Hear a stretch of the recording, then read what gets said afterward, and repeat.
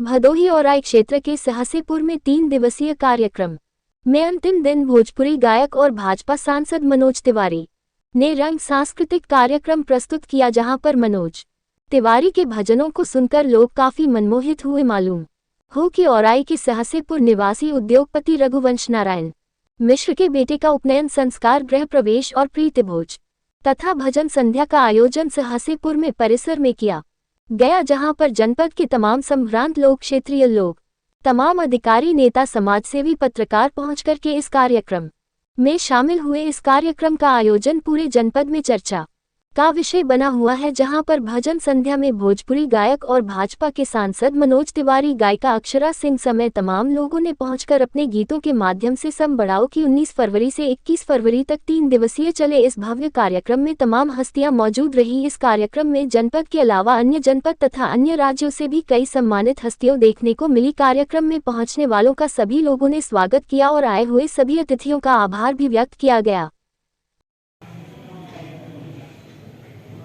देखिए, इसमें मैं आपको बताना चाहूँगा कि ये जो जन्मभूमि है हमारी, हमने ये कार्यक्रम उपनयन संस्कार यहाँ से करने का निर्णय इसीलिए लिया कि कभी कभी आदमी अपने जीविकोपार्जन, व्यवसाय इत्यादि या नौकरी के सिलसिले में बहुत दिनों से बाहर चला जाता है, तो जन्मभूमि और अपने स्वजनों से उसका डिटैचमेंट हो जाता है, काफ़ी लोगों से उसका फिर बिलगाव।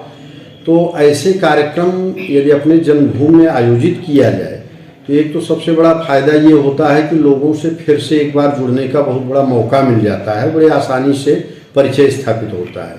प्लस मैं और भी इसका एक महत्वपूर्ण ये बताना चाहूँगा कि जो कर्म भूमि है ये बदलती रहती है, लेकिन जन्मभूमि जो है वो एकदम फिक्स है, आपका वो जीवन भर वहीं रहना है।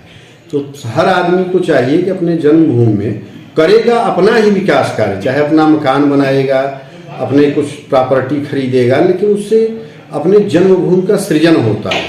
हर लोग, बाहर जाने वाले लोग यदि अपने जन्मभूमि में इस तरह से कुछ न कुछ विकास कार्य करते रहें तो इससे क्षेत्र का, जन्मभूमि क्या तो सब जगह का विकास होता जाएगा और शहरों का बढ़ता हुआ दबाव भी कम हो जाएगा। दूसरी चीज़ें, आज हमने भोजपुरी कलाकार श्री मनोज तिवारी जी का भी प्रोग्राम लिया है। इसके पीछे भी मैं आपको वजह बताऊं कि हम लोग जो अपनी भावनाएं हैं, इसका भाषा से बहुत बड़ा जुड़ाव होता है। तो कोई भी प्रोग्राम ये देने वाला अपनी भाषा में अपनी अभिव्यक्ति प्रस्तुत करेगा तो लोगों को दिल से वो चीज़ें छुएंगी और सीखने, समझने और उसको अनुकरण करने में शायद बहुत बड़ा एक परिवर्तन ला सकते हैं। इसलिए हमने निर्णय लिया कि भोजपुरी सुपरस्टार श्री मनोज तिवारी जी को बुलाया जाए और उपनयन, जैसे वैदिक काल में वर्णन आया है कि बहुत बड़ा संस्कार होता है, ऐसे बड़े संस्कारों को लोगों को फिर से जागृत किया जाए कि ऐसे संस्कारों को भी बड़े स्तर पर आयोजित करें, इसके महत्व को बढ़ाएं और अपनी भाषा, अपने जन्मभूमि का सम्मान बढ़े। इस चीज़ के लिए हमने जो है आपका आभारी हूँ कि आप हमारी बातों को लोगों तक पहुँचाएंगे। प्रणाम। नमस्कार। कार्यक्रम स्थल हमारी जन्मभूमि को चुनने का मुख्य कारण यह है कि यहाँ पर पहली बात तो ये जन्मभूमि है, ये अपने आप में एक बहुत बड़ा कारण है। दूसरी बात से कि जन्मभूमि का हमारे शास्त्रों में भी महत्व का वर्णन है।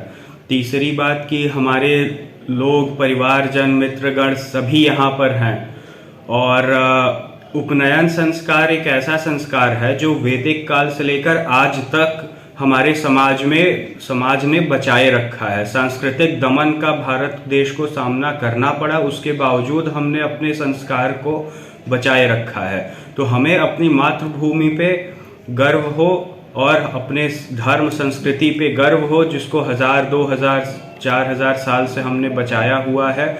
उसी के लिए ये चीज़ें की गई हैं। हमको भी समझाया गया है पंडित जी द्वारा, पिताजी लोगों द्वारा, बड़े भाइयों द्वारा, अपने संस्कृति, धर्म को बढ़ाएं, संभालें और विस्तृत करें, चारों ओर फैलाएं। इसी सब कारणों की वजह से ऐसा किया गया है। ऐसी युवाओं के लिए मेरी तरफ से एक ही संदेश होगा कि सुख और आनंद में जो अंतर होता है, कि गौतम बुद्ध भगवान थे, उनके पास सुख की सभी वस्तुएं थी, लेकिन आनंद के लिए उन्होंने निर्माण की खोज की यात्रा की है। तो मेरा संदेश यही होगा कि धर्म से सुख का मूल ही धर्म है। तो अगर हम धर्म से जुड़े हुए हैं तो हम सुखी रहेंगे और आनंदित जीवन व्यतीत करेंगे। जो आपका प्रश्न है कि आजकल युवा क्यों अपने धार्मिक संस्कृति से दूर जा रहे हैं और वेस्टर्नाइजेशन के क्लोज जा रहे हैं, मुझे जहाँ तक लगता है इसमें माता पिता का बहुत बड़ा रोल है। अगर इस पर्टिकुलर फंक्शन को देखें तो इसमें मेरे फादर का जो एक रोल है बिजनेसमैन, मतलब एक भौतिक संसार से जुड़े हुए हैं धन से, परंतु उनका जो एक व्यू पॉइंट है वो अंदर से बहुत ही आध्यात्मिक व्यक्ति हैं। मैं अपने फादर के बारे में बहुत कुछ नहीं कहना चाहता, बट जैसे अपने रामायण में वर्णन आता है, राजा जनक थे जिनको विदेह कहा जाता था, शायद तक मेरे पिताजी कुछ उस प्रकार हैं जो एक बिजनेसमैन रहते हुए भी एक उपनयन संस्कार में इतना किए। उनके पास ऑप्शंस थे डेस्टिनेशन फंक्शन करने के, बट उन्होंने शुरू से जो बताया, और इसका भी श्रेय उनके दादाजी को पंडित शालिग्राम मिश्र को जाता है, जो हमारे परिवार में एक संस्कृति को और अनकॉम्प्रोमाइजिंग जो उनके प्रिंसिपल्स थे, उनके वजह से आज ये सब पॉसिबल हुआ है। और जो हमारे वेदों के आर्य लोग जो आए थे 10,000 साल पहले, उन्होंने जो हिमालय में तपस्या करके जो चीज़ एस्टैब्लिश किया, उसी का फल है आज जो आजकल हम सब ये सब नोटिस कर रहे हैं। तो इस सब का श्रेय जो भी आज वेस्टर्नाइजेशन हो रहा है, जो भी लोग आजकल प्रॉब्लम में हैं, उससे डेविएंट हो रहे हैं, उनका ज़रूर कहीं न कहीं हाथ उनके माता पिता का भी है। और आज जो भी कुछ मैं हूँ, मेरे परदादाजी, मेरे दादाजी, मेरे बड़े पिताजी और पिताजी लोगों के आशीर्वाद से है। और आप लोग जो उपस्थित हो रहे हैं, आप सभी का धन्यवाद, और आपका भी इंटरव्यू लेने के लिए बहुत बहुत धन्यवाद। नमस्कार। गाना बहुत बड़ा मैंने एक दिन गाया था, विंध्याचल मंदिर में होला, विंध्याचल मंदिर में होला माई दर्शन वाली, विंध्याचल मंदिर में होला माई दर्शन वाली, आया होला भरतन सारे बसु सारे हरि भवानी समन में जय हरि भवानी सही है धोखे के पहाड़। अरे धनवा में होला माई रूप दर्शनवा,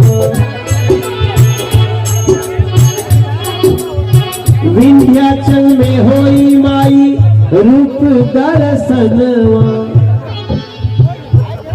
बातिर छाया होला भर संसार। हर भाव के भूखाई मैया भगतन के छीने, भाव के भूखाई मैया भगतन के छीने। हमार गाना के वो पंक्ति रहे कि भाव के भुखाई मैया भगतन के चिन्ह ले ली। आप लोग तो रोज माई के दर्शन करे जात हो बजा, हम तो सोचो कहां से आए ना, अब तो हमार घर बनारस में हो गए, लेकिन हम बिहार से माई के दर्शन करे आए रहे, और हमार माई हमारा अंगुरी पकड़ के ट्रेन में बैठ के विंध्याचल ले आए रहे। आपको जान के आश्चर्य होगा, मैं 7-8 साल तक माई का मंदिर का दर्शन करने अंदर गया ही नहीं, मैं केवल सीढ़ी पे बैठ के चला जाता था। नवरात्र में इतना भीड़ होता, तो हमें लगा कि माई हमरा के शायद पहचाने।